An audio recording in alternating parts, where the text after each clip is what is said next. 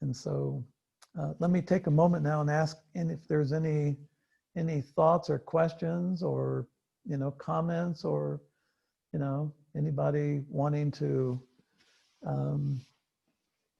jump in here. Gary? Yeah. Back when you were first talking about the year 6,700, you said over the next 30 years, people will be ascending. Were you talking about these 30 years or 6730? No, these 30 years, the next 3 decades. Okay, cool to know that ascension is happening. Yeah, I remember you years ago saying that one of the most important things to say at any given time is Earth, Spirit, and Logos. I acknowledge that without you, I could not survive in this realm. Say that again. Earth, Spirit, and Logos. Right. I acknowledge that without you, I cannot survive in this realm. I remember you. Yeah. There's this whole structure of life. So much of it is centered around this process of having evolved, but having intervention. We, as the humans that we are, our bodies have been modified 4 separate times by off-world beings. And those off-world beings basically were guiding the structure of the human bodies to where the human body could receive souls and allow souls to collaborate with the spirit through the body. And, in ancient Greece and in Rome, there are a lot of mythologies about people who were half animal and half human. And well, that basically did exist for a while on the earth as these off-world beings helped to modify the human experience or modify the human expression. Things, went a little wrong a few times. When your human spirit first stepped up to being human, first had its first human experience, it brought with it the knowledge of all of its life forms before that, and in particular, the last animal form that it was. Native peoples call that your power animal. Aboriginals call that, your animal ghost, that part of you that still is connected to the animal. So when we think of human life and what it took to bring it to this point, it's really quite amazing that we've had this incredible network, this energy network that the Logos put into place to allow souls to come into Earth. And when you really see what's about to happen to humanity, to the human body, it's already begun, where we are genderless. We don't have a gender. It's in the age of unity, gender is a no thing. Even in past unity cycles, even though there were different genitalia, there weren't genders. And if you look at some of the native tribes in North America, they didn't have 2 genders, they had 7 genders that they recognized. So we are about to mutate into a genderless body, meaning any one person willfully can reproduce. The system of reproduction on Earth is very inefficient. You have to have a male and you have to have a female. And then when they join together, I'm sure most of you understand that process, they have a few drinks, have dinner, go to a movie, when at that moment of conception, when a soul is attracted to the harmonics of that conception and a spirit is attracted to the harmonics of it, a signal goes out that when the egg is penetrated by the sperm, immediately that egg creates this hard shell. No other sperm gets into the egg. And in that penetration, there's this harmonic release. And that's what attracts a harmonically attuned spirit and a harmonically attuned soul. There's a group in England, a fertility group that was trying to figure out why some eggs went on to create embryos and some didn't. And so what they did was they put very high-speed cameras and sound equipment, high definition sound equipment, watching sperm and eggs, and they saw these flashes of light and they heard this sound. So there is scientific proof that this is what happens. And I digress, but this whole thing that we are supported here, and yet we get so caught up in the trivial details of our existence. When we have our thought here and our feeling here, and we're trained to keep those apart so that we can be more socially graceful. But when we have a thought and a feeling and we separate them, this gap is what we call human desire. When there's a gap between your thought and the feeling, then that gap gets filled in with the desire. And desire is probably the antithesis of manifestation. Mm. Desire itself, if we have a desire for something, we need to stop and okay, where are my thoughts and where are my feelings on this? Let's bring my thoughts and feelings together. And then you'll notice that desire goes away. And what then is replaced with, what replaces desire is contentment, not joy. Joy is a very fleeting, temporary thing. Contentment becomes the driving power of manifesting.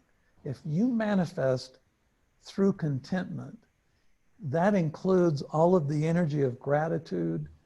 It includes all the energy of pure joy, of innocence, when you work from contentment. Bless you. Most people don't know how to connect to their contentment. They just don't. They don't understand that a thought and a feeling, when you separate them, it creates desire. So I think this whole concept of asking for help it doesn't work for most people because they don't have a clear understanding of who they're asking help from. And it's really hard. If you ask for help, it's almost an admission that you by yourself can't get it done. And in the true sense, we are this complete collaboration with not only nature, because we have our physical bodies, but with the highest realms of spirit. And we are constantly in motion, and we are constantly expanding. And when we feel, that if we ask for help, that's an admission of not getting it done by ourselves or on our own, or not being enough, then that reinforces all that parental talk you got as a very young kid on what you can and can't do. So angelic realms have no judgment. Logos have no judgment. If they did, they would have destroyed Earth a long time ago, because humanity has gotten off track for certain in this particular age of duality. So, interesting. So can we think of all those beings as being peers in a way? Being what? Peers? Peers, yeah. Actually, okay, and this is one of the things that's hard for most people to accept. we are a threefold being. As such, we are more powerful than angelic beings. Mm. That angelic beings don't have the confinement of dimensionality. So it seems like they're freer and they don't have the confinement of conflict, or they don't have the confinement of a mindset. But angelic beings, we actually command angelic beings.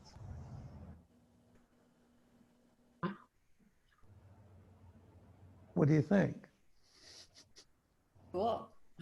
Very cool. Well, but this is where most of humanity gets off track, is they don't understand what they are.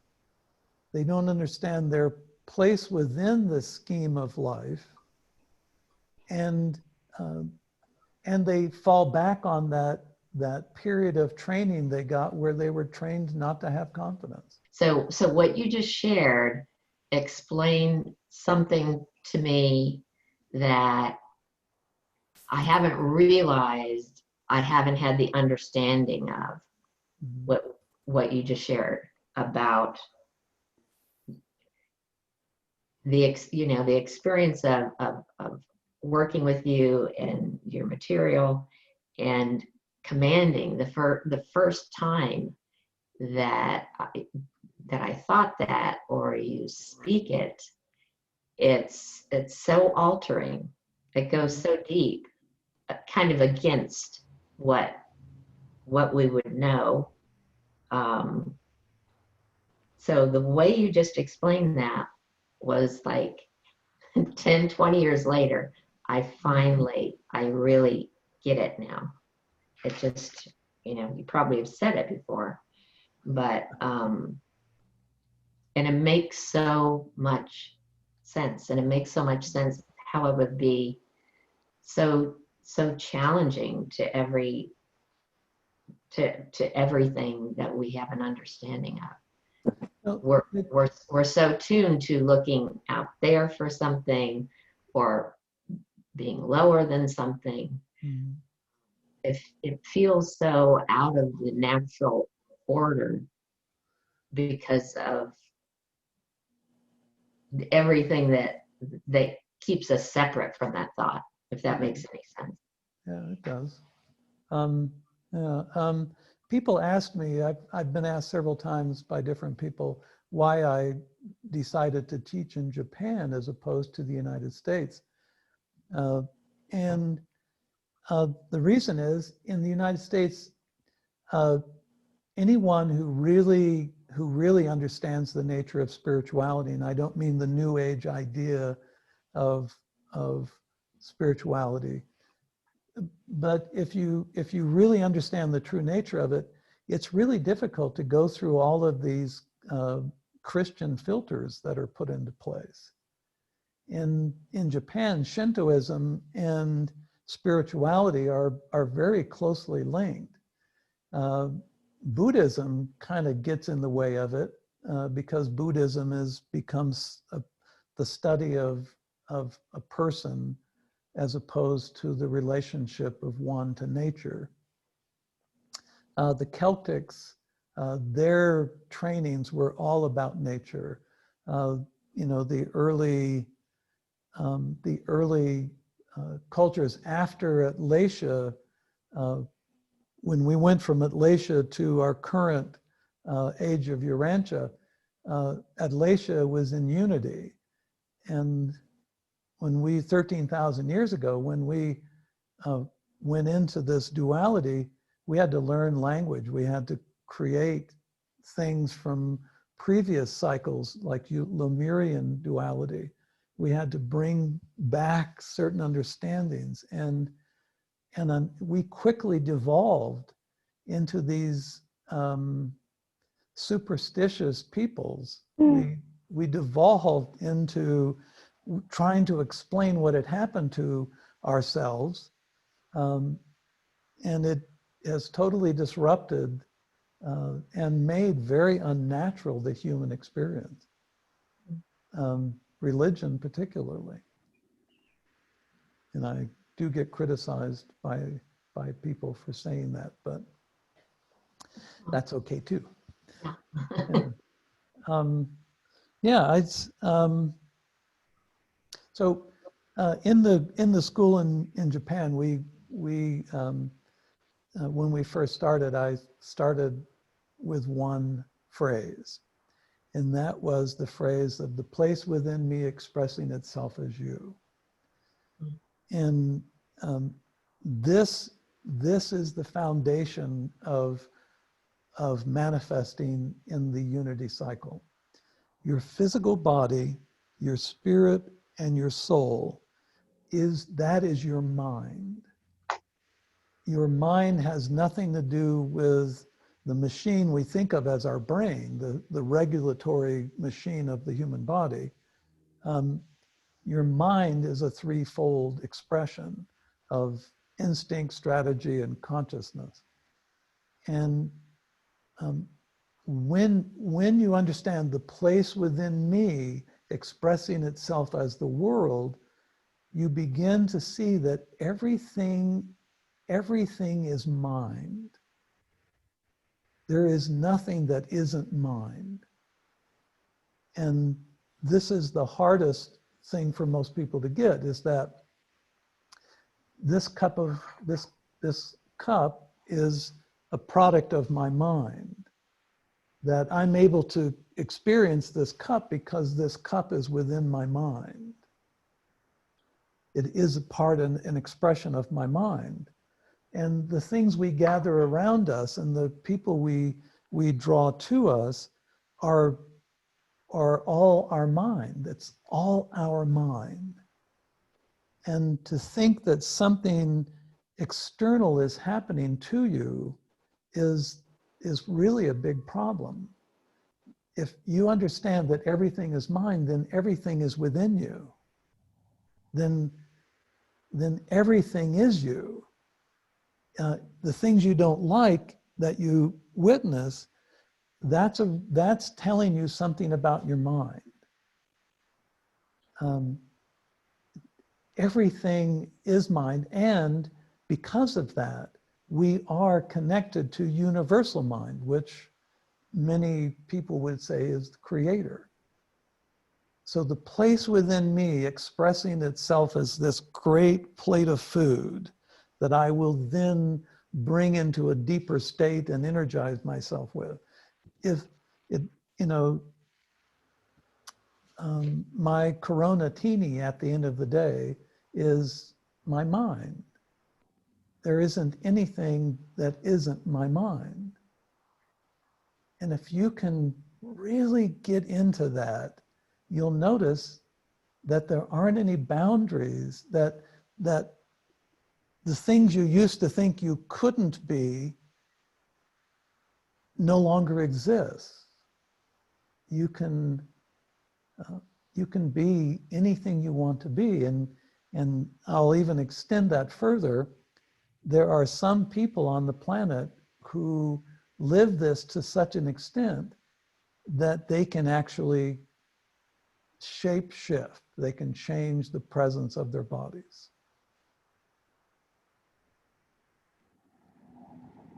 A little bit of silence there, like shishing. The place within me expressing itself as you. Then, if that's true, then there is nothing out here to blame. There's nothing out here that isn't personal. It is you. When we say don't take something personal out here, what we're saying is you have the opportunity to join with other minds on a consensual agreement, on an agreement of certain things that are real and unreal. You have a chance to join with other minds, but it's only you that allows that mind to penetrate within you. You allow how far that other mind will penetrate your mind. And remember, mind is physical, spiritual, and soul. So this is where this this whole idea of manifesting in this age of unity, this is where it becomes critical.